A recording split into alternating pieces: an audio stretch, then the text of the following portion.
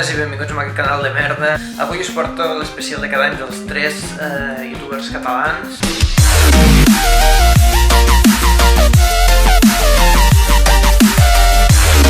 Sí, em veia una mica així a la friki perquè tinc que marxar d'aquí un moment.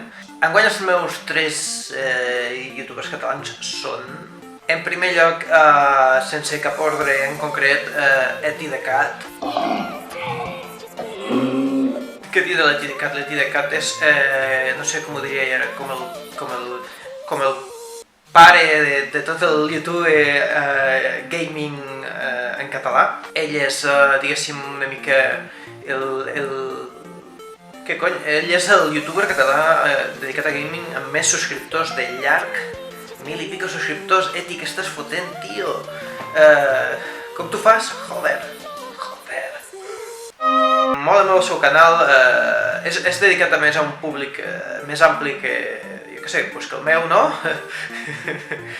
Ell diguéssim, és apte per a tots els públics. Ara entenc per què té tants subscriptors. El cas és que l'Eti publica una mica de tot, però sobretot publica vídeos de gaming. Trobareu, jo què sé, des del Star Wars Battlefront al Hearthstone, passant per, jo què sé, shooters, jocs de futbol. Si us agraden aquests jocs ja ho sabeu, l'Eti ho fa de puta mare.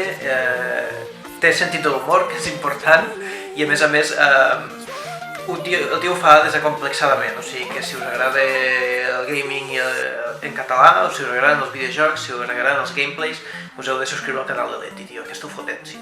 Vale, número 2, sense cap ordre en concret, tampoc. Un conegut d'aquest canal, el 1066. Heu de passar-vos pel canal del 1066, ara en podríem dir el canal especialitzat en gameplays de l'Overwatch en català. No sé què passa, Nil, últimament només penges vídeos de l'Overwatch, però la veritat és que estan de puta mare i són molt divertits.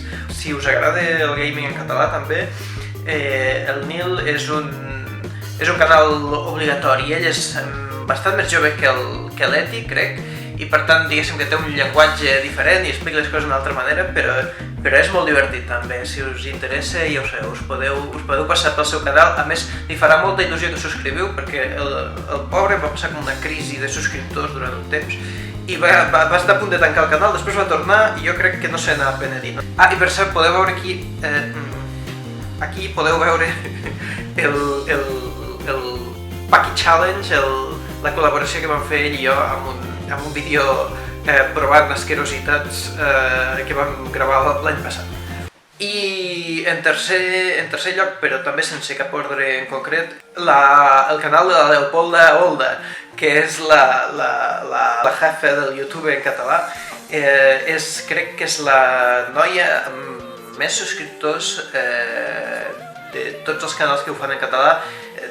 Dic noia perquè el canal que té més subscriptors en català em sembla que és el del Xavi Castillo, que fa un humor totalment diferent. La Leopolda, que és la que us suggereixo avui, és una noia que bàsicament podríem dir que fa videoblogs d'humor, de la quotidianitat, absurds, no sé com dir. Ella explica una mica la seva vida d'actriu de teatre, de com va estudiar, com va viatjar, com ho va deixar, i ara com una mica està trobant el seu lloc al món, crec jo. Leo, ho dic bé?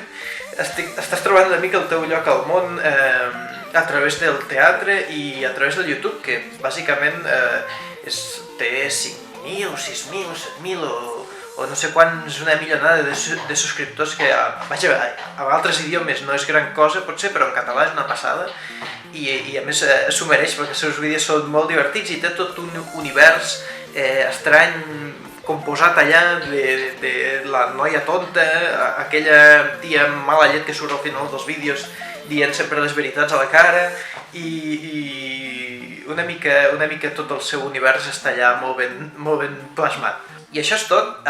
Espero que us hagi agradat el vídeo. Sabeu, si us ha agradat, like, subscriviu-vos, històries d'aquestes, però sobretot subscriviu-vos als canals dels youtubers que he comentat abans, perquè, en sèrio, que valen molt la pena.